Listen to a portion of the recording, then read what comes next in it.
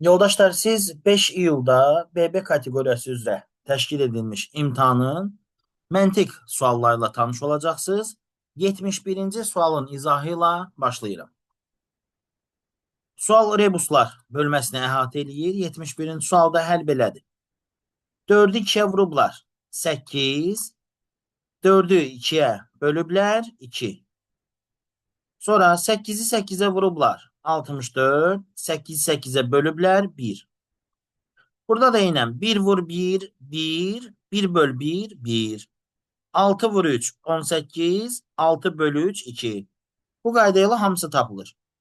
İndi biz cavab variantlarında axtarmalıyıq ki, nələri bir-birinə vuranda 49 eləyər, böləndə 1. Təbii ki, cavab B variantı olacaq. Çünki 7 vur 7, 49. 7 böl 7 isə 1 eləyəcək. Həmçinin 9 vur 3, 27. 9 bölü 3 də 3 eləyəcək. Cavab B variantı. Növbəti sual yaş məsələsidir və kifayət qədər rahat sualdır. Deyir, Yusifin 2 il bundan sonraki yaşı, onda Yusif üstə gəl 2. Muradın 4 il əvvəlki yaşından Murad çıxılsın 4. 5 vahid azdır. Hələ Yusif Muraddan 5 vahid azdır. Onda çıxılsın 5. Və deyir, onların yaşları cəmi 29'dur. Yusif üstə gəl Murad bərabərdir 29. Biz bunu sadələşdiririk. Yazırıq. Yusif çıxılsın Murad bərabərdir. Deməli, buranın da 2'ni də sağa atsaq olacaq -11. Və Yusif üstə gəl Murad bərabərdir 29. Bunu sistem tənliyi kimi həll edə bilərik. Tərəf-tərəfə toplayarıq. Onlar 2 Yusif bərabərdir. Muradlar ixtisar gedər və bunların da cəmi eləyər 18. Bu zaman Yusifin yaşı 9'a bərabər olar. Cavab A variantı. Yerinə qiymət də qoya bilərdiniz, cavab variantı ilə də yoxlaya bilərdiniz. Əgər tənliyi qurmaqda çətinlik çəkirsinizsə. Növbəti sualımız 73-cü sual. Deməli, bizə sual verir ki, U və S-in cəmi T-dirsə və fikir verin, yazıb eyni hərflərin eyni, fərqli hərflərin isə fərqli rəqəmləri göstərdiyi. Və diqqət yetirdinizsə şərtdə yazmayıb ki, sıfırdan fərqlidir. Deməli, sıfır da istifadə eləmək olar. Baxın yoldaşlar, S, S və I-nin cəmi S-lə bitirsə, deməli S-lə I-nin cəmi 10'dur. Ya da 9'dur, buradan qalıq. Nə demək istədiyimi sizə açıqlayayım. Baxın, məsələn, 1, 9 və 6'nın cəmi 6 ilə bitirsə, deməli digərlərinin cəmi 10 eləyir. Fikir verirsiniz. Və yaxud 3, 5 və 7'nin cəmi nə eləyir? 15 eləyir də, düzdürmü? O zaman fikir verin. Bax, burada da 5 var. Bu da 5 ilə bitir. Deməli 3 ilə 7'nin cəmi 10'dur. Üstünə də 5 gəliblər 15. Burada da S, S və I-nin cəmi S-dirsə, deməli S ilə I-nin cəmi ya 10'dur, ya da 9'dur. Bu tərəfdən qalıq. Bir onu bilmək lazımdır. Ya da ki, heç onu bilməyək. Fikir verin, bu R nə ola bilər? Hər nə olsa, qalıq kimi bu tərəfə keçibsə, deməli K 1'dir. Deməli 1 ilə başlamalıdır. Onda biz K'nın yerinə 1 yaza bilərik. Cavab variantlarında 1 ilə başlayan, hətta bunu variantla da işləmək olar. KIS sözünün cəmi kimi də bura rəqəmləri də qoymaq olar, amma mən variantla işləməyəcəm. Burada fikir verin, deməli R 9'dur ki, üstünə 1 də gəliblər. Daha doğrusu R 9'dur ki, burada qalıqda qalıb 10 eləyib. Gəlin bunu bu formatda yazaq. Məsələn, götürək S-ə qiymətlər verək. Tutaq ki, U və S-in cəmi T ilə bitir. Bu hissələrdə sizə çaşdırmaq istəmirəm. Gəlin elə buradan qiymət verməyə başlayaq. Deyək ki, S və I-nin cəmi 9'dur. Üstünə buradan gələn qalığı da gəldik. Elədir 10. Üstünə də S-i gəldik. Məsələn, tutaq ki, S5 olsun məsələn. Üstünə 5'i də gəldik. Elədir 15. Düzdürmü? 5 yazacağıq. Bura qalıq düşəcək. O qalıq da fikir verin çevrilib nəyəsə 10 olub. Deməli bu 9'dur ki, çevriləndən sonra olub 10. Bu 9 olsa, yəni 900 neçə? Üstə gəl 2 rəqəmlərdə, üstə gəl 2 rəqəmlərdə. Bizə verəcək 1000 neçə. Elə ön hissəsi də 10 ilə başlayan bir dənə variant var. A variantı. Heç davam eləməyə ehtiyac yox. Keçim növbəti suala. Növbəti sual kublardır. Bu əslində cavab variantlarını çıxdaş eləyərək rahat tapılası bir sualdır. Lakin doğru cavab variantı qismən çətindir. Bax, siz gördüyünüz kubda 3 dənə üçbucaq var.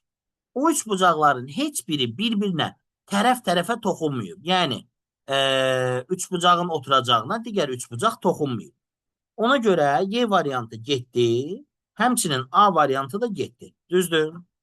Fikir verin, buradakı figurlardan ikisi, yəni üçbucaqlardan ikisi ucuca, təpə-təpəyə bir-birinə toxunub eyni bir nöqtədə. D variantında elə bir toxunma yoxdur. Lap bunu bu tərəfə aşırtsaq belə, o üzü bu tərəfə dayanacaq. Təpə-təpəyə toxunma olmayacaq. Ona görə D variantı da getdi. Və fikir verin, əgər biz bunu burada qaldırsaq, bu formatda dayanacaq. Bax belə. Yəni biri yuxarı baxanda biri aşağı baxacaq. Burada da elə epizod yoxdur. İkisi aşağı baxır, biri yuxarı. Ona görə cavab qalır B variantı. Hətta bunu sizin üçün vizual təsəvvür eləməyiniz üçün 180 dərəcə çevirib də yazmaq olar. Bax, həmin epizodu fırlatsam üzü bu yana çox yaxşı başa düşərsiniz. Bunları 180 fırladanda belə olacaq. Bu da baxacaq, bax bu tərəfə. Fikir verirsiniz, bax bu 3 dənəli epizodu fırlattım 180 dərəcə. 2 dənə üçbucaq təpə-təpəyə bir-birinə toxunur bunlar.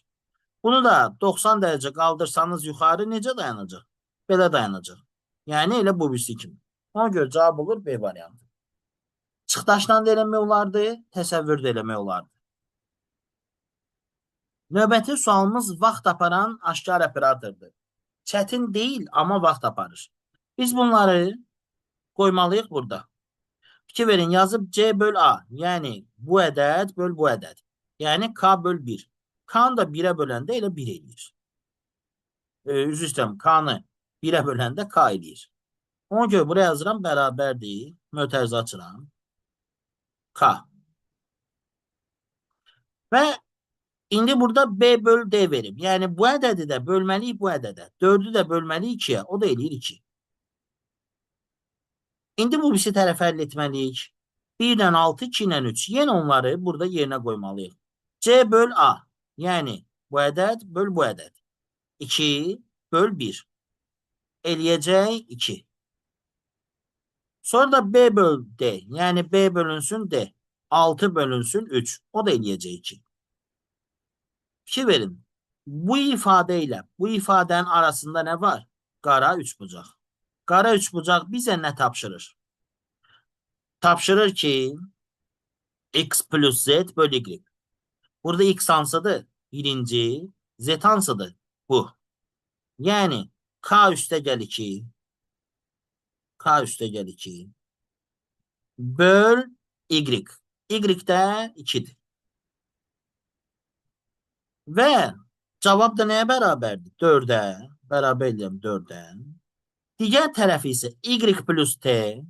Yəni bu ədəd üstə gəl bu ədəd. 2 üstə gəl 2. Bölünsün nə? Z. Z də neçədir? Yenə 2. O da bərabərdir 2'yə. Bəli, bu tərəf doğrudur. Həqiqətən də 2 üstə gəl 2, 4. 2'yə böləndə də 2 eləyir.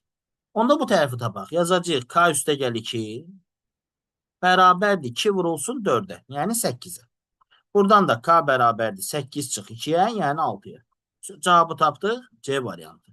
Hətta ürəyiniz istəsə bunun yerinə qiymət də qoya bilərdiniz və mənim kimi sualı axıra çatdırmağınıza ehtiyac yox idi. Yəni bir tərəfini həll eləsəydiniz k-nı tapmış olurdunuz. Növbəti sualımız 76-cı sual. Deyir, hansı iki hissəni bir-birinə birləşdirəndə kvadrat alınır? Yoldaşlar, baxın. Elə bu 5-cini fırladıb bax bura qoysa. Bax bura. Fikir verin, elə buraya yazıram 5. Kvadrat alınır da, fikir verin, bax bu uzun çıxıntısı buradır. Sonra da burada belə bir hissəsi var. O da bax buradır.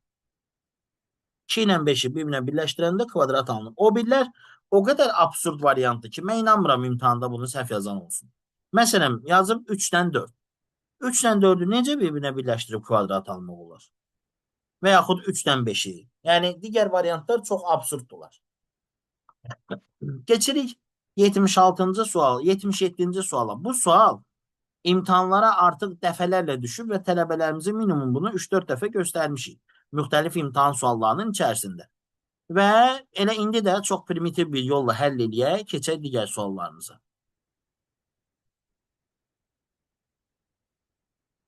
Təxminədir, arzudur, əminədir, kəmalədir və nərminədir. Bunlar müxtəlif işlərlə məşğuldurlar. Biri toxucu, biri kulinar, biri gimnast, biri ingilis dili müəllimi ya da kursuna gedir. Biri də rəqs üzrə. Kursa gedirlər bunlar. Və dəyirmi masa arxasında əyləşiblər. Bu söz adamda təəssürat yaradır ki, gəl dəyirmi masa çəkək. Amma ehtiyac yoxdur, o çox çətin olar. Baxın, arzudur, təxminədir, əminədir, kəmalədir və nərminədir. Bunların biri toxuculuq kursuna gedir. Biri kulinariya, biri gimnastika, biri ingilis dili, biri də ki rəqs. Elə bu formada cədvəl kimi həll edin. Bax, toxuculuq dərnəyinə gedən, rəqsə gedən ilə nərminənin arasında oturub. Deməli, nərminə toxuculuq və rəqs kursuna getmir də, çünki o harda oturub?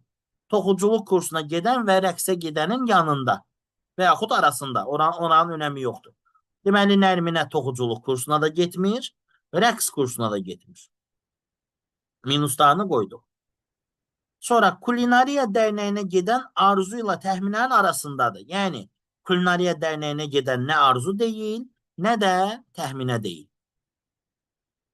Onlarla üzbəyüz ingilis dili öyrənən və əminə ikisi əyləşib. Yoldaşlar, arzu ilə təxminənin önündə ingilis dili kursuna gedən varsa, deməli, arzu ilə təxminə heç ingilis dilini də öyrənmir. Və onda yanında əminə var.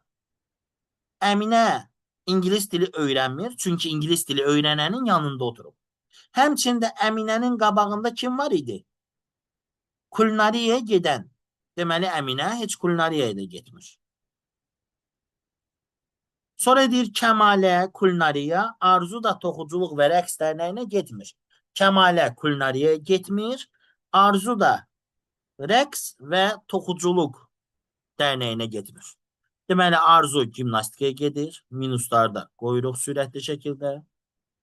Onda belə çıxır ki, kulinariyaya gedən nərmindir, çünki bir dənə o sütunda plusa yer var. Avtomatik ingilis dilinə gedən də kəmalə olduğu bəlli olur. Axırda da deyir ki, rəqs dərnəyinə gedənlə təxminə tez-tez zəngləşir. Yəni, təxminə rəqs dərnəyinə gedənlə zəngləşirsə, deməli, rəqsə getmir. Onda toxuculuqla məşğuldur, rəqsə də gedən əminədir. Elə bizdən də onu soruşur. Əminə hara gedir? Rəqsə. Növbəti sualımız 78-ci sual. Yoldaşlar, mən qrafiklərin, cədvəllərin izahına elə bu sualla başlayıram. Bizim vəsaitimizdə də bu sual var. Çox primitiv bir sualdır. Gəlin başlayaq. Deyir, aşağıdakı diaqramdan müxtəlif yaş qruplarının və onların gündəlik gördükləri işlərin, televiziya verilişlərinə baxdığı işlərin cədvəli, bar qrafı verilir. Ona nəzərən misalı həll edin və yanlış cavabları seçin. Hansılar səhvdir?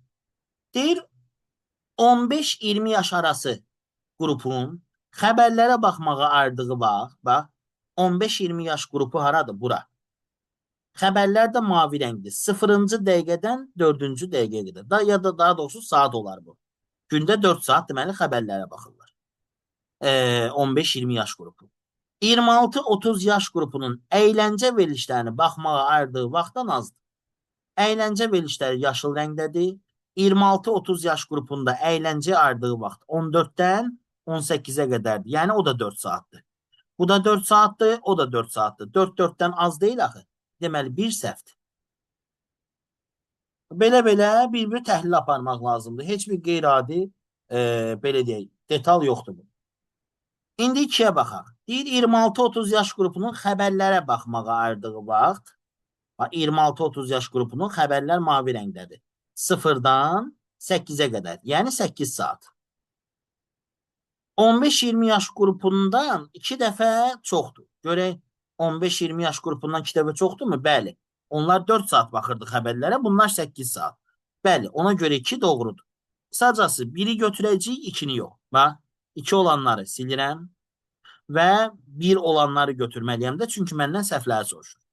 Deməli, bir dənə 4 ya 3-ü yoxlasam bəs edir. Deyir 15-20 yaş qrupunun sutkanın 1/3-ni idman proqramlara baxdığını bilirik. Baxaq, 15-20 yaş qrupu idman qırmızı rəngdədir. 4-cü saatdan 12-ci saata qədər. Bəli, 8 saat. 8 saat da günün neçədə biridir? Gün 24 saatdır. 24-ü 8-ə böləndə həqiqətən 3-də biridir. Deməli, 4-cü bənddə düzdür. Onu da silsən variantlardan qalacaq 1, 3, 5. Kifayət qədər rahat sualdır. Təhlili də çox sadədir. Keçirəm 79-cu suala. Bu sualın demək olar ki, eynisi mənim kitabımda da mövcuddur və bizim tələbələrimiz bu vərəqin qatlanaraq kəsilməsi mövzusunu çox rahat həll edirlər. Necə?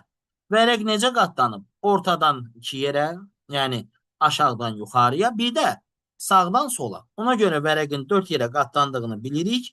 4 tərəf də bir-birinə simmetrik olmalıdır. Bax, bölürəm 4 yerə. Diqqətlə baxın.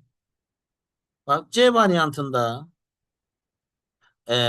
bu üçbucaqlar, daha doğrusu burada xətti biraz daha yaxşı çəkə bilərdim. Gəlin belə heç sizi yormayın. İlk bir siz nəyi fikirləşək? Bax, vərəq necə qatlanıb? Ortadan, yarıdan, hə? Deməli, yuxarı, aşağıya simmetrik olmalı. Baxıram A variantına. D-yə, bax, D simmetrik deyil. Niyə? Bu üçbucaqdan aşağıda da olmalıydı, belə. Ona görə D getdi. Y də simmetrik deyil. Bu üçbucaqdan yuxarıda da olmalıydı. Y də getdi. Sonra C də simmetrik deyil. Bax, bunu belə ortadan bölsəm, bu qıraqdakı üçbucaqlar yuxarıya da kəsilməli idi. Yəni, yuxarıda varsa aşağıda da olmalıdır. C də getdi. Qaldım A-la Y-də. Əgər bu sağa açılırsa, yəni A-la B-də daha doğrusu, fikir verin, bu ortadan qatlayanda bu üçbucaqdan sağ tərəfə də açılıb. Amma burada yoxdur.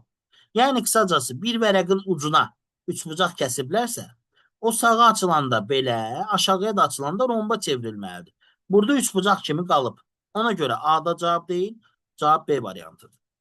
Qısacası vərəqi 4 yerə bölsəniz, 4 yerə səliqə ilə bölsəniz, görəcəksiniz ki, sol sağa, yuxarı aşağıya simmetrikdir. İndi isə gəldik 80-ci suala. 80-ci sualı YouTube-da bir müəllim izah eləyib. Sağ olsun, heç sona qədər də izah eləməyib. Onun işi ancaq tələbələri allatmaqla məşğuldur. Ad çəkməyim, etik olmaz. Amma heç sona qədər izah etməyib, o cəhənnəm. Cavabı belə səhv yönləndirib. Tələbələrə cavabını belə doğru deməyib sualın. Hansı ki, Dövlət İmtahan Mərkəzinin rəsmi cavablarının əksinə gedib. Halbuki cavab 16-dır.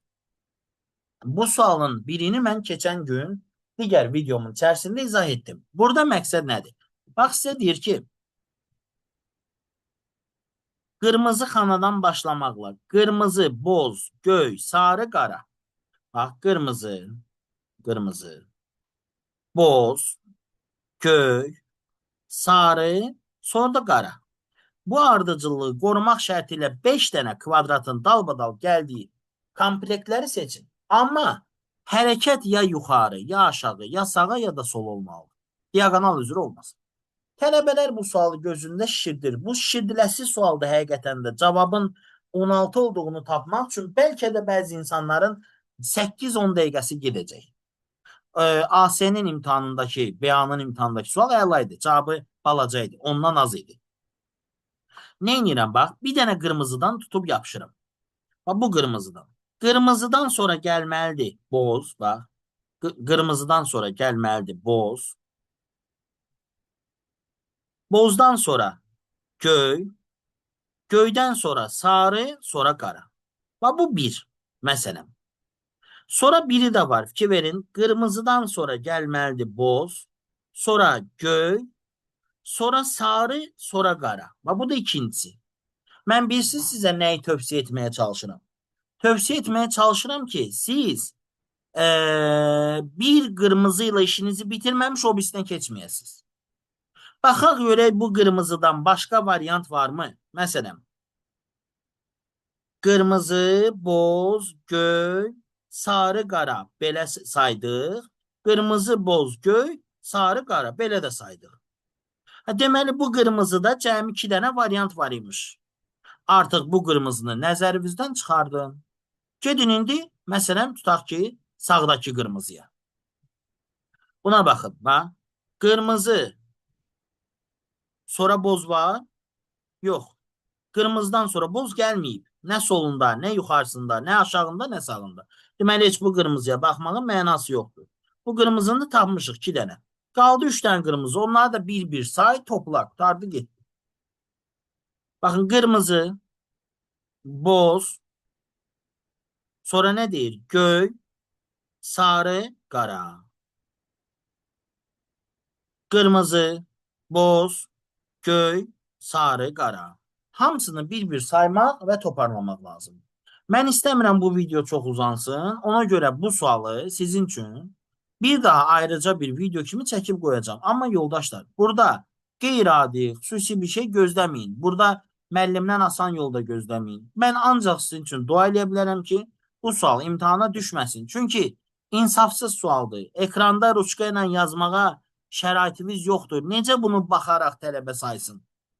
Mən şəxsən imtahanda bu sualı ruçkasız, yəni üzərində qeyd etmədən saysam, %90 səhv eləyərəm. Mən çox diqqətçil biriyəm, 10 ilin, 11 ilin müəllimiyəm. Yəni, tələbə yazıq neynəsin, necə saysın onu? 5 dənə olar, 7 dənə olar, cəhənnəm. Daha 16 dənə də yox da. İnsaf da dinin yarısıdır. Elə ondansa bu sualı burada ekrana yazın ki, bu sual üzrə sizə 1 bal vermək istəmirik. Tələbə onu oxusun, keçsin növbəti suala. Bunun ayrıca izahını qoyacağım, diqqətlə dinləyərsiniz. Növbəti sualımız 81. Hələ 82 haqqında da danışacağım. 81. Baxın, kvadratdır. Sonra 45 dərəcə döndərilib sağa aşağıdadır. Sonra bir də 45 dərəcə döndərilib bu formatı alıb. Deməli, hər sətirdə bir kvadrat var, bir üçbucaq, bir dənə romb. Hər sütunda da eynən. Deməli, bizə sonuncu sətirdə nə lazımdır? Üçbucaq. Üçbucağın fikir verin. Gəlin birinci romb üzərindən izah edeyim, tam gözəl başa düşün. Rombun təpəsi baxır yuxarı. Burada rombun təpəsi baxır sağ istiqamətə, sağ yuxarı, burada isə sağa. Biz buna belə deyə bilərik. Baxın, birinci yuxarı baxdı, sonra ortaya baxdı, sonra da sağa baxdı.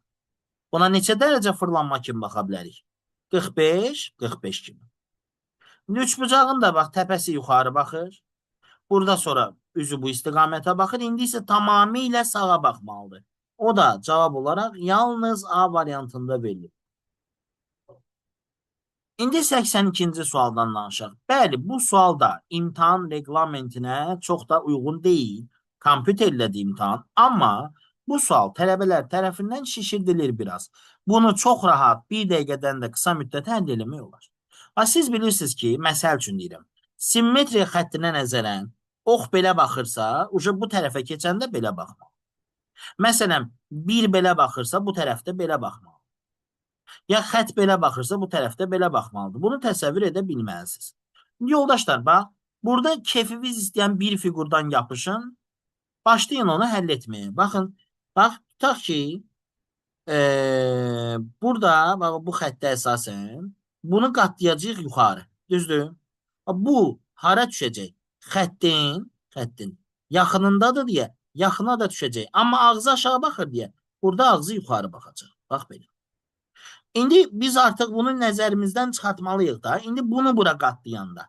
Bax, bu qatlama xəttinə nəzərən hardadır? Ən uzaqdadır. Deməli, ən uzağa da düşəcək. Amma ağzı göyə baxır. Artıq burada aşağı tərəfə, yəni əks tərəfə baxacaq. Artıq bunu da nəzərinizdən çıxardın deyək. İndi bu 5 bucağında sol tərəfə qatlayanda, bax, qatlama xəttinə nəzərən bu yaxındadır deyə yaxına düşəcək və əks tərəfə, baxın. Və nəhayət sonuncuda da olsa, bax, o bura köçəcək. Hətta istəyirsiniz burada sizin üçün üç bucağı da çək, daha doğrusu ulduzu da çəkim ki, lap ürəyinizcə olsun. Baxın, hardadır? Uzaqda. Onda uzaqda düşməlidir. Ki verin. Ha, buradan hansı məsafədədirsə, buradan da o məsafəyə düşməlidir. Deməli, ağzı yuxarı baxmalıdır. Cavab variantlarına baxın. Ağzı yuxarı, ağzı yuxarı, ağzı aşağı, sil. Ağzı aşağı, sil. İndi gəlin bu bir dənə də fiqura baxaq. Ki verin. İndi baxaq məsələn oxa. Ha, bu ox.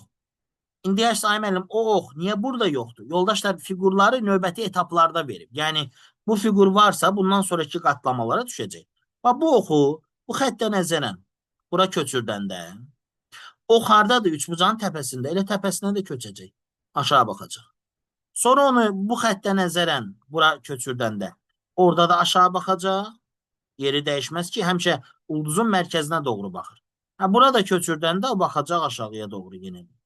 Baxaq görək, harda aşağı baxan ox var? Bax, yuxarı baxır, getdi. Yuxarı baxır, getdi. Ona görə cavab qaldı Y variantı.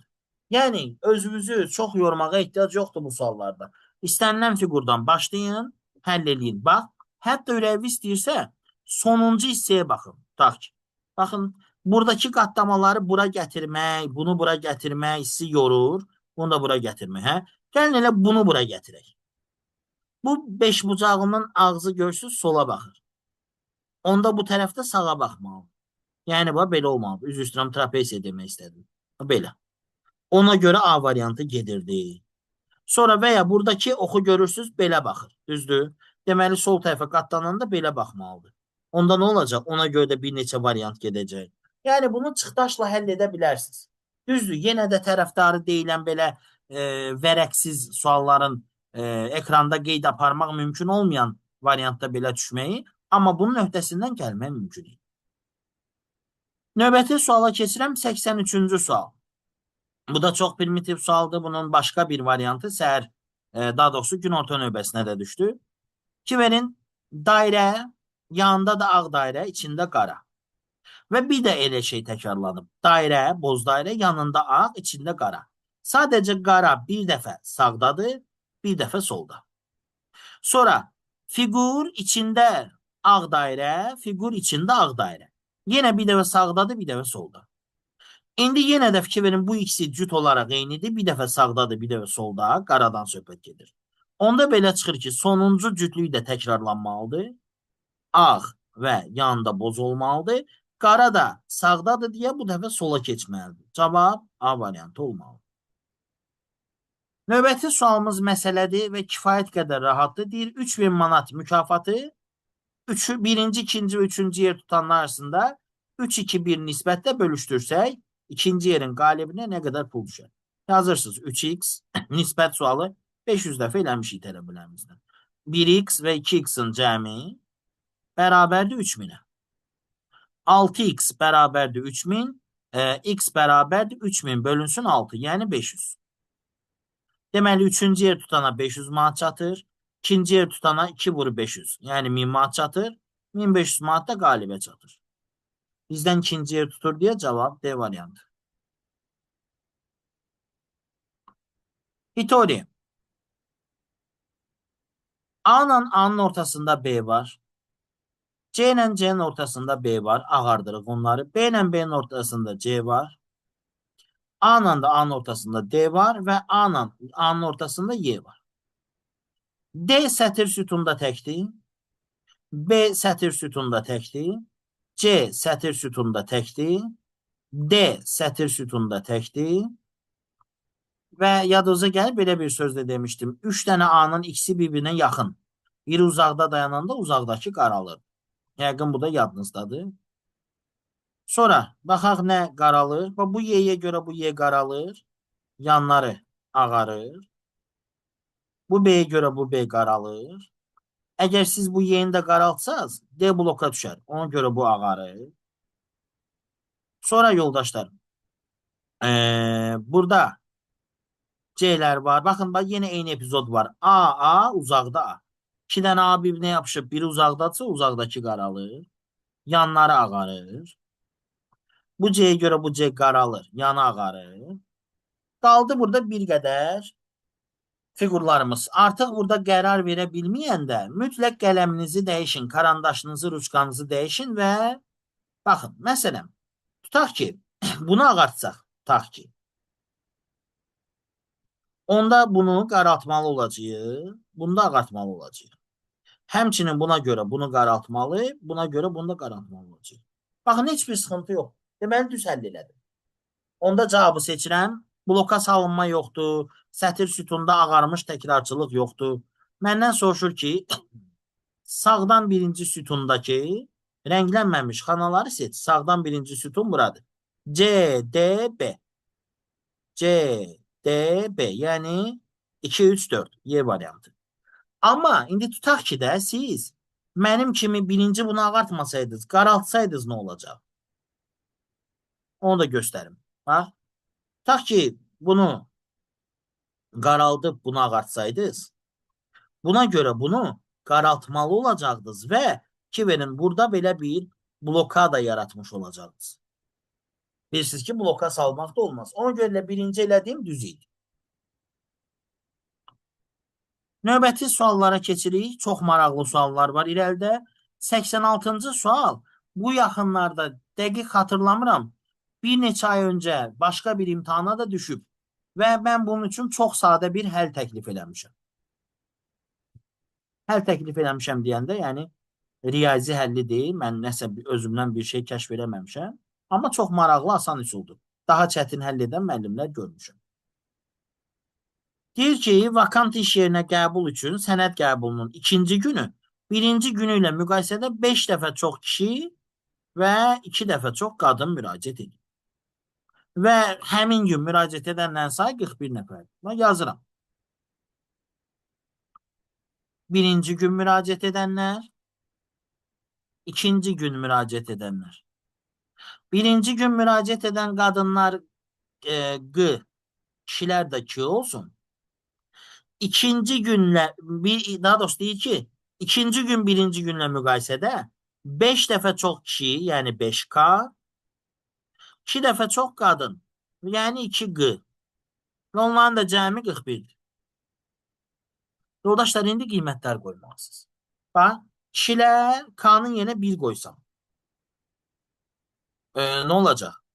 5 vur 1. Eləyəcək 5. 41-dən 5 çıxacaqsınız. 36. 2-yə də böləndə 18. Deməli, birinci gün bir kişi, 18 qadın iştirak edə bilərdi. 2 qoysaz, 5 vur 2. 41-dən 10 çıxanda, yəni 5 vur 2-nin çıxanda 31 qalır. 31 ilə 2-yə bölünmür. Onda 3 qoyaq. 3 vur 5, 15. 41 çıx 15, 26. 2-yə də böləndə 13. Sonra 5 qoyaq. 25. 41-dən 25 çıxanda 16.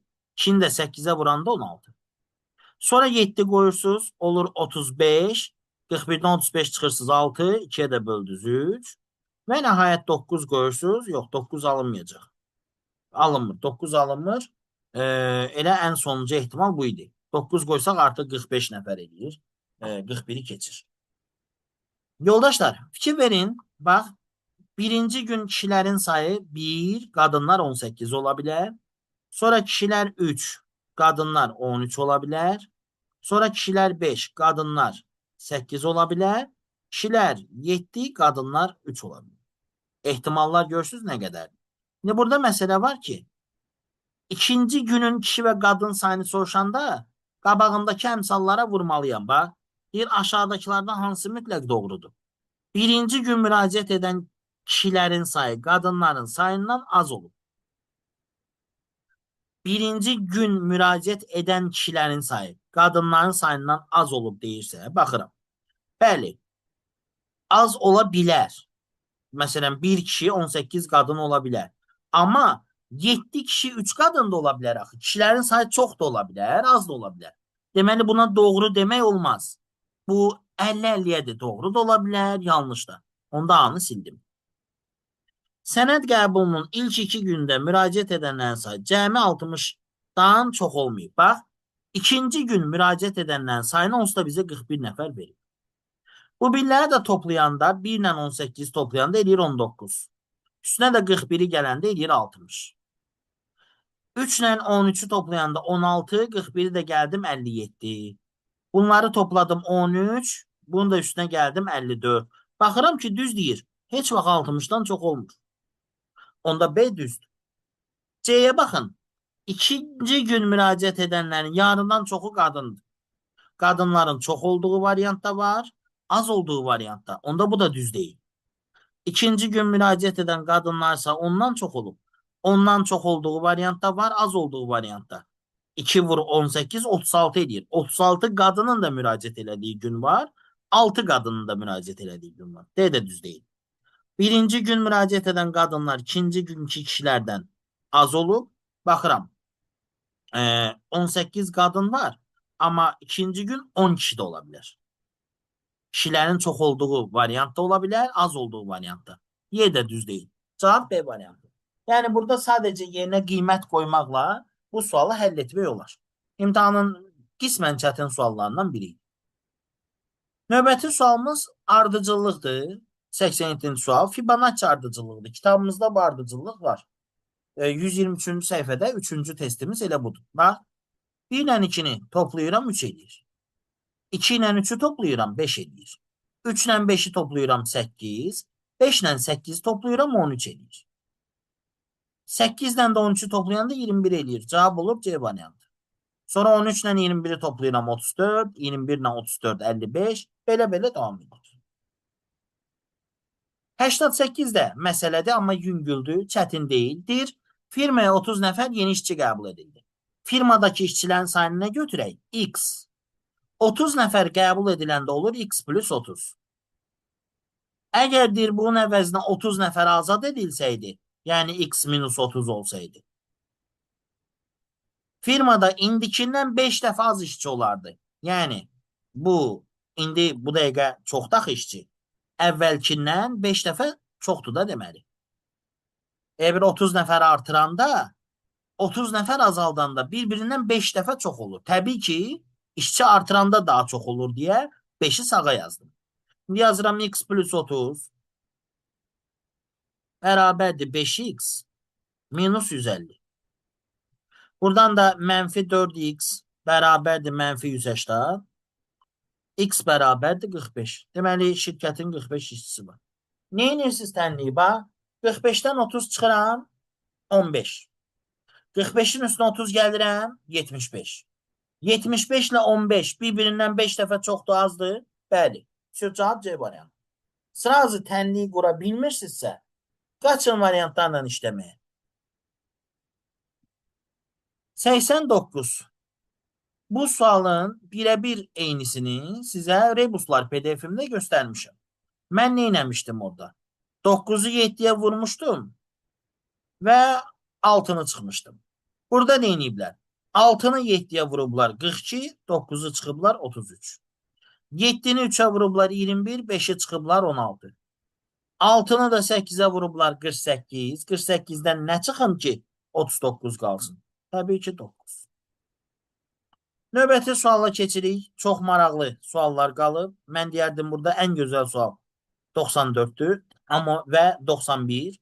Sizə onları çox gözəl metodla izah edəcəm. 95'i də çox bəyəndim. 98 də çox qəşəng sualdır. Məncə 99'un sual bu imtahanın şedevri idi. Ən çətin sualı idi. Səbirlə dinləyin, faydalıdır sizin üçün.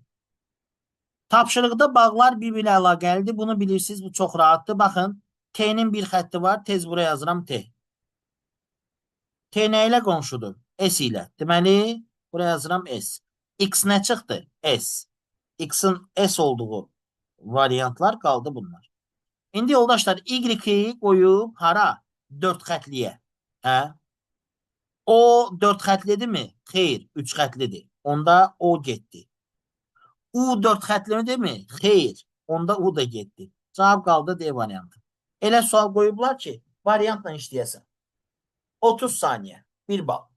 Yəni, pisi deyəndə mən yaxşını da deməyin tərəfindəyəm. Çox rahat suallar var. Amma çox bərbad suallar da var. Tərəfləri 9 və 15 olan düzbucaqlardan ən az neçəsini birləşdirsək kvadrat alınır. Düşünün ki, düzbucaqlıdır bu. Bu tərəfi 9'dur, bu tərəfi 15. Bunun ikisini birbirinin yanına koydunuz. Artık bu taraf 15 olacak. Bu taraf 18. Yine kvadrat olmadı. Bilirsiniz de kvadratın tərəfləri birbirine beraber olmalıdır. 13'ünde neyinirik? 9 ile 15'in ortak bölünenlerini gözümüzün qabağına getiririk. 9 da 15 de neye bölünür? Daha doğrusu hansı ədəd həm 9-a həm 15'e bölünür? Məsələn 45. Bax, deyək ki bir yekə kvadrat çəksək, onun eni 45, uzun da 45 olsa, belə eləmək olar da, baxın, 15, 15, 15. 3 dənə düzbucağını yan-bayan qoyaram, 15, 15, 15 elədi 45. Bax, yazıram 15, 15, 15. 9 da olması üçün bax, bura bir 9. 40, neçə dənə birləşdirməliyəm ki, 9, 9, 9, 45 eləsin? Təbii ki, 5 dənə. 9, 9, 9, 9. Deyir, neçə dənə düzbucaqlı birləşəndə həmin o kvadratı verə bilər? 1, 2, 3, vurulsun 5. Cavab 15. C variantı. Yəni 15 dənə bu düzbucaqlıdan birləşdirsək, böyük bir kvadrat əmələ gələ bilər. Necə tapdım bunu? 15 ilə 9'un bölündüyü ortak ədədlər ağlıma gəldi. Daha böyüyünü götürmədim. Niyə? Çünki mənə minimum neçəsi deyir birləşsə, ən az neçəsi birləşsə. Bu sualda sahə perimetri bölməsini əhatə edir. Hər kvadratın sayısı 1'dir deyir. Deməli 1, 2, 3, 4, 5, 6, 7, 8, 9, 10, 11, 12, 13, 14, 15, 16. 16 dənə kvadrat var. Bilirsiniz də hər 2 üçbucaq birləşir, bir dənə kvadrat olur. Bununla bu 1, bununla bu 2, bununla bu da 3. Üstə gəlir 3. Yoldaşlar, bununla da bunu bir-birinə tərsinə birləşdirsən, 3 dənə kvadratdan ibarət düzbucaqlı əmələ gəlir. O da 3. Burada da cavab edir 22. Sonra keçirik növbəti suala. Çox qəşəng bir sual gəlir. 94, amma ona kimi 93 izah edeyim. 93'te fikir verin. Bu diktafondur. Diktofon, magnitofon, televizor və video kamera. Bunlar cihazlardır. İnternet isə bizləri əlaqələndirən məfhumatdır. 94. Bu sualın birini sizlər üçün Euler-Venn diaqramı ilə həll etmişəm. Hətta o bundan daha qəliz idi bəlkə də. Bu çox rahatdır. Əslində ümumiyyətlə Euler-Vennlərin heç biri qəliz olmur fikrimcə. Gəlin bir dənə bunu gözəl metodla həll edək. Siz də imtahanda 5 dəqiqə, 5 dəqiqə, 5 dəqiqə çox oldu. 2 dəqiqə bu sual tapın. Deyir, magistratura hazırlıq kursunda 67 tələbə var. Onların bəziləri bir fən, bəziləri 2 fən, bəziləri də 3 fənnə gedir hazırlığa. Orada da xarici dil, informatika və məntiq var. Yoldaşlar, 3 dənə dairə çəkirsiniz, bir-birindən kəsişən. Baxın, bu məntiq olsun. Bu informatika olsun. Bu da xarici dil olsun. Yazdım, məntiq, informatika və xarici dil. Deyir, 4 nəfər yalnız xarici dilin dinləyicisidir. Yazdım bura 4. Həm məntiq, həm də xarici dili dinləyən, informatikaya getməyənlərin sayı 9'dur. Həm məntiq, həm xarici dil. Deməli, məntiq ilə xarici dilin kəsişməsinə yazmalıyım o 9'u. Həm xarici dil, həm də informatikadan dinləyici olanlar, lakin məntiqə getməyənlər, xarici dil dərslərinin dinləyicilərindən 2 dəfə çoxdur. Bu cümlə hələ saxlayıram. Baba, bu bəndə aid heç nə yazmadım. 22 nəfər məntiq dərslərinin dinləyicisi deyil. Yəni, bu yerdə qalanların içərisində 22 nəfər məntiq dərslərinin dinləyicisi deyil də. Yəni, məntiq dərslərini dinləyənlərin ümumi sayı 67'dən 22 azdır. Onu hələ birazdan müzakirə edərik. Yalnız məntiq dərslərinin dinləyiciləri yalnız informatika dərslərinin dinləyicilərindən 3 dəfə çoxdur. Yəni, bura x-dırsa, bura 3x-dir. Həm məntiq, həm informatika dərslərinin dinləyiciləri, lakin xarici dili dinləməyənlər. Hər 3 dərsin dinləyiciləri qədər. Hər 3 dərsin dinləyicisi haqqında elə məlumat yoxdur. Bir dənə baxım. Deyir, həm xarici dil, həm də informatikaların dinləyici. Xarici dillə informatikanı dinləyəcəksin. Yəni buradan söhbət gedir. Xarici dil dəstlərinin dinləyicilərinin 2 dəfə çoxdur. Var da burada 4. 4-dən 2 dəfə çox nə edir? 8. Süp. Sonra aşağıda yazıb ki, yalnız məntiq dərsinin dinləyiciləri informatika dərsinin dinləyicilərindən 3 dəfə çoxdur. Yoldaşlar bayaq var idi, deyirdi 22 nəfər məntiq dərslərinin dinləyicisi deyil. Bax, deməli bu dairənin içindən insanlar 22 nəfər çıxılmalıdır da. Yəni yerdə qalanlar 22 nəfər. 22 nəfər məntiq dərsinin dinləyicisi deyilsə, düşünün ki, bu dairənin içindən söhbət getmir. Buralardan söhbət gedir. İnformatika dinləyənlər, xarici dil dinləyənlər və ikisini birgə dinləyənlər. Onların cəmi 22-dir. Məntiq yoxdur orada. 4 burada, 8 burada. Neçə nəfər edir? 12. Və ümumi də onların sayı 22-dirsə, deməli x-i tapdıq. X 10-dur. Məntiqi dinləməyən insanların sayı 22-dir. Bu dairənin kənarında qalanların sayı 22 olmalıydı. Ona görə 4, 8 və 10-un cəmi 22 verir deyə bura 10 yazdım. Və bizə demişdi axı, yalnız məntiqi dinləyənlər informatika dinləyənlərdən 3 dəfə çox. 10-u vurursan 3-ə eləyir 30. Burada yazdım 30. Aşağıda deyir, həm məntiq, həm də informatika dərslərinin dinləyicisi olan, lakin xarici dil dərslərini dinləməyənlər hər 3 dərsi dinləyənlər qədərdir. Biz ümumi sayı toplayaq. Bax, 30, üstə gəl 40, 10, elədi 40. Üstünə də 8, 48. Üstünə də 2, 52. 52-nin də üstünə 9 gəldim, 61. Bəs ümumi neçə adam var idi? 67. 67-dən 61-i çıxdım, qaldı 6 nəfər. Onlar da deyir, bir-biri qədərdir. Məntiqlə infonu dinləyənlərin sayı hamısını dinləyənlərin sayı qədərdir. Deməli, 3-ü bura aiddir, 3-ü bura.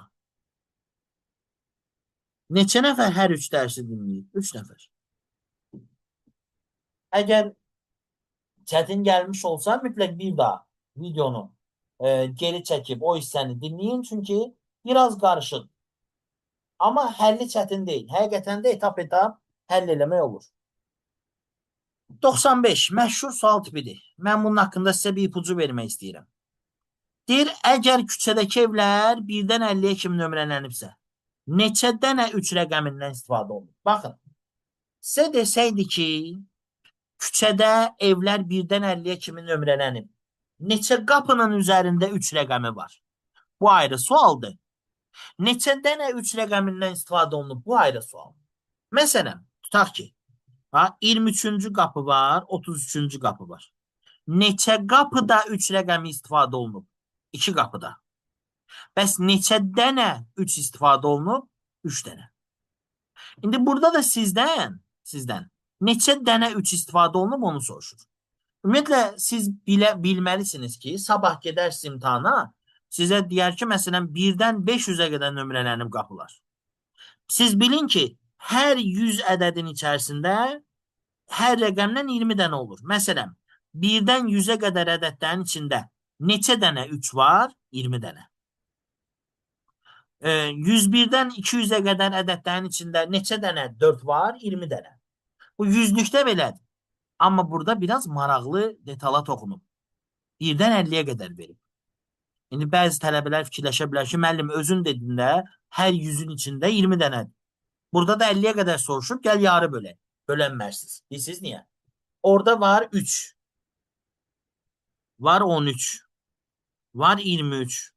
Sonra çoxunun ağlına gəlir 33. 43. Amma 30 var. 31 var. 32 var. 33 var. 34. 35. 36. 37. 38. 39. Sonra 43. 53. 63. 73. 83 və 93. İndi neçə dənə 3 var? Bax. 1, 2, 3, 4, 5, 6, 7, 8, 9, 10 və 11. 12, 13, 14, 15, 16, 17. Ben niye 100'e kimi yazdım? Çok üzü istəyirəm. Çok üzü istəyirəm. 53'te 43'te dayanmalıydım. Çok üzüldü sayın. 3, 13, 23, sonra 30, 31, 32, 33, 34, 35, 36, 37, 38, 39 ve 43. Bir daha üzüllü sayın. Vaktimizi aldım. 1, 2, 3, 4, 5, 6, 7 ve 8, 9, 10, 11, 12, 13, 14, 15. Cevap Y. Bir dəqiqəlik sual. Barmaqla belə saya bilərsiniz. Burada əsas meyar nədir? Niyə bu sual veriblər? Tələbə belə saysın. 3, 13, 23, 33, 43, 53 yok belə. Ya da 63 nəsə də. Amma siz orada 30, 31, 32, 33'ün içində 2 dəfə onları görməliydiniz. Növbəti sual Futoshiki. Məşhur sualdır. Çox işləmişik bundan. Fikir verin. Burada azalan ədədlər var. Məsələn, bura 4, 2, 1 yazmaq olar, amma burada 2 var deyə bura 2 yazamayacağıq. Onda belə yazmaq olar. 4, 3, 1. 1, 3, 2 varsa qaldı 4. Sonra bax, burada deməli var 2 dənə ədəd. Bura 4 yaza bilmərsən, burada 4 var. Burada 2 yaza bilmərsən. Onda buraya yazacaqsan 1. Burada 3. Burada nə qaldı? 1 ilə 2 var, 3 ilə 4 yoxdur. 4'ün qabağına 4 olmaz. Yazacaqsan 3. Burada 4. Burada 1 ilə 2 qalıb. Bu elə qalsın. Bura baxaq. 4 ilə 2 qalıb. 4'ün üstünə 2 yazacağım. Bura 4. Burada 3 ilə 2 qalıb. Bura 2. Bura 3. Bura 1. Bura 2. Burada 1. Yoldaşlar, mən istəmirəm sizin dəyərli vaxtınız geçsin. Yəqin ki, hamı A-nı, B-ni, C-ni, D-ni bura qoyub, həll eləyib düzgün və yanlışları seçə bilər. Burada A-nın, B-nin, C-nin və D-nin bəzilərinin eyni olması sizi narahat etməsin. Sıxıntı yoxdur. Burada da belə bir sual var. A ilə B-nin cəmi 14'tür. B ilə C-nin cəmi 18'dir. Çox rahat sualdır. Və A ilə C-nin də cəmi 16'dır. Bunların hamısını toplayanda olur 2A, 2B, 2C. Bərabərdir neçə? 30, 48. Hamısını da 2'ye bölsəm olur A, B, C. Bərabərdir 24. A ilə B'nin bizə nə lazımdır? A ilə B'nin cəmi 14. Deməli, buraya yerinə qoysam 14. Çox rahat sualdır. C'ye qalır 10. Və A ilə B'nin cəmi 14'dürsə 14 böl C. Yəni 10. 14'ü 10'a böləndə ixtisar gedir 2'ye, qalır 7 böl 5. Son 3 sualımız, amma çox gözəl suallar. Biri 98. Qarışıq, qəliz görünür, amma bu sual demin qocaman suallarındandır. İlk dəfə bəlkə bir 10 neçə il öncə bu sualı istifadə ediblər. Baxırsınız ümumi cədvələ. Nədən 2 dənədir? Bax, paxlavadan. Çəkiblər bura paxlavanı. Düzdür? Yenə nədən 2 dənədir? Bax, dairədən. O dairəni də çəkiblər bunun içinə. Qısacası buradan nələri götürüb sağa yazıblar? Təkrarları. Bəs burada nə təkrarlanır? Sadəcə üstəgəl işarəsi. Bu qədər. 100-cü sualı izah edeyim. 99'u sona saxlayayım. Çünki imtahanın qaymaq sualı oydu. 100'də çox rahat bir məntiq var. Bax, burada yazıb 4 dənə. Burada nə 4 dənədir ki, aşağıda da o 3 dənədir. Baxaq, bax. Sağa baxan ox 1, 2, 3, 4. Deməli, sağa baxan ox 4 dənədir burada. Aşağıda da 3 dənədirsə, deməli odur. Bax, 1, 2, 3, bəli. Deməli, sağa baxan ox yuxarıda 4'dür, aşağıda 3. İndi elə şey axtarırıq ki, yuxarıda da 4 dənə olsun, aşağıda da 4 dənə. Görüm nədir? Deməli, sola baxan 1, sola baxan 2, sola baxan 3. Yox, bu olmadı. Yuxarı baxanları sayın. Ha, bəlkə bunlardır. Həm sol, həm sağ, həm sol, həm sağ. Həm sol, həm sağ, həm də sol, həm də sağ. Deməli, bunların sayı 4 dənədir. Bunu aşağıda da sayaq. Bax, 1, 2, 3, 4. Bəli, düz tapdım. İndi yuxarıda 3, aşağıda 4 dənə olsun. Yəqin ki, sola baxanlardır. Bax, 1, 2, 3.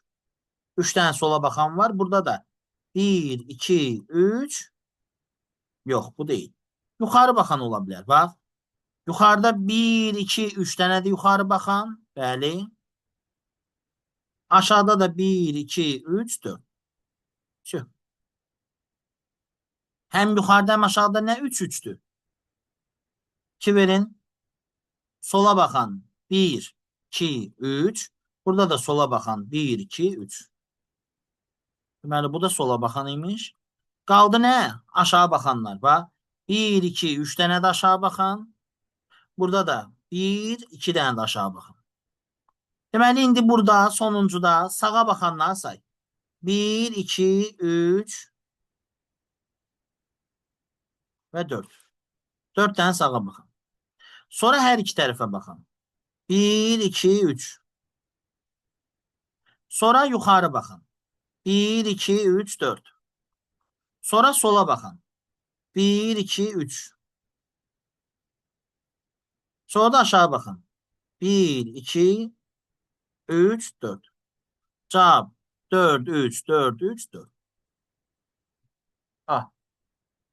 Məncə vaxt aparan sual olsa da sadədir və sonuncu sualımıza baxırıq. Bu da qaranlıq gecədə 4 tədqiqatçının körpü keçməsi. Ən samballı sual budur.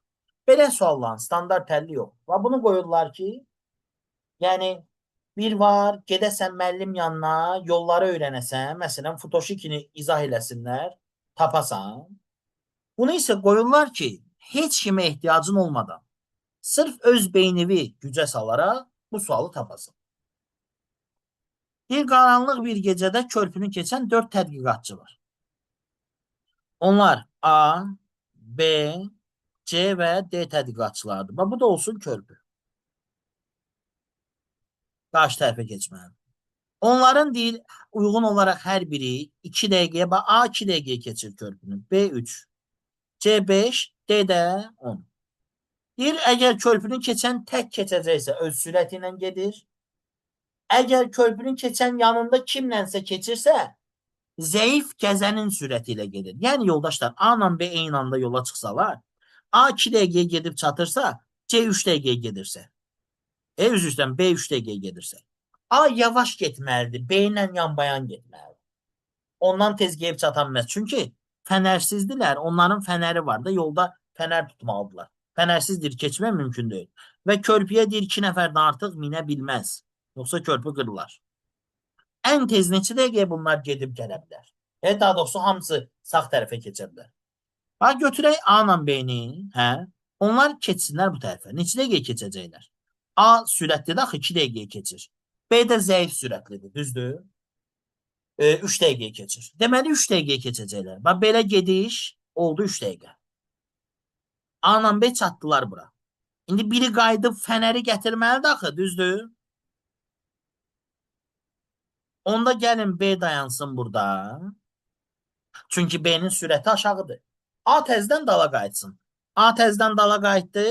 Keçdi 2 dəqiqə. Deməli, birinci hərəkət 3 dəqiqə oldu. İkinci dala qayıtma oldu neçə dəqiqə? 2 dəqiqə. İndi A C-ni aparsa, tutaq ki, sonra yenə dala qayıdıb D-ni aparsa çox vaxt gedəcək. Gəlin C-ni D-yə qoşaq, ikisi birlikdə getsinlər. C ilə D getdilər. Kimin vaxtı ilə? D-nin vaxtı ilə. Çünki o yavaş gedir. Deməli, 10 dəqiqədə getdi. Düzdür? C ilə D getdilər, çatdılar mənzil başına. 10 dəqiqədə getdi.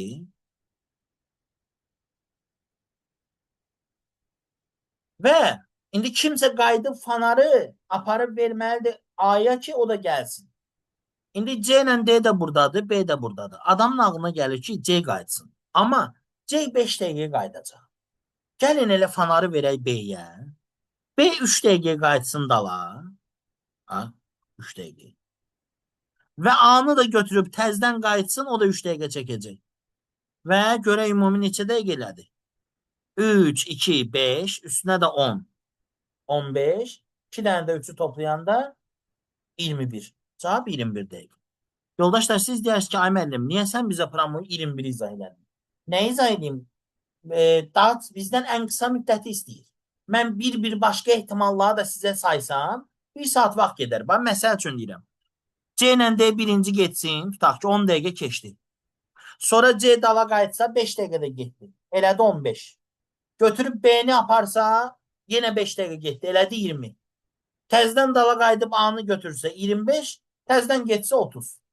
Mənə qısa müddət lazımdır. Deməli, gedəndə kim gedir getsin qaydan sürətli adam olmalıdır. Ona görə bax A-la B-ni apardım. 3 dəqiqə getdi. Hə? Dala qaydanda A-nı qaytardım dala. Sürətlidir axı 2 dəqiqə getdi. Sonra qoy 2-ni buraya yazım. Oxların üstünə yazım ki, başa düşəsiniz. Sonra C ilə D-ni göndərdim. 10 dəqiqə getdi. C-ni dala qaytarsaydım vaxt çox gedəcəkdi. Onda B-ni qaytardım dala. Yenə 3 dəqiqə getdi.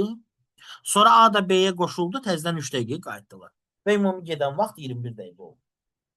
Çox təəssüf ki, bu tipli suallar üçün heç bir xüsusi metod olmur və tələbə özü yanaşmalı olur. Fikrimcə asan qəbul deyildi. İçində samballı vaxt aparan kifayət qədər sual var idi. Elə bu sual, Futoshi 2, daha sonra buradakı magistra hazırlıq kursu sualı, həmçinin yuxarıda vaxt aparan Hitori, düz Hitorini çox ideal işləyirsiniz. Amma yenə də 2-3 dəqiqə gedir. Qatlama sualı kifayət qədər vaxt aparan və bu sual, hansı ki insafsızlığın məncə ən zirvəsi bu idi. 16, bunu 16'sını da tələbənin sayması müşkül kimi bir şeydir. Bəlkə də 1000 nəfərdən 5'i, 6'sı onu düz sayar. Çox şişirtmirəm məncə. Qalan suallar normal idi. Bu qədər yoldaşlar. Ümid edirəm ki, sizlər üçün faydalı oldu.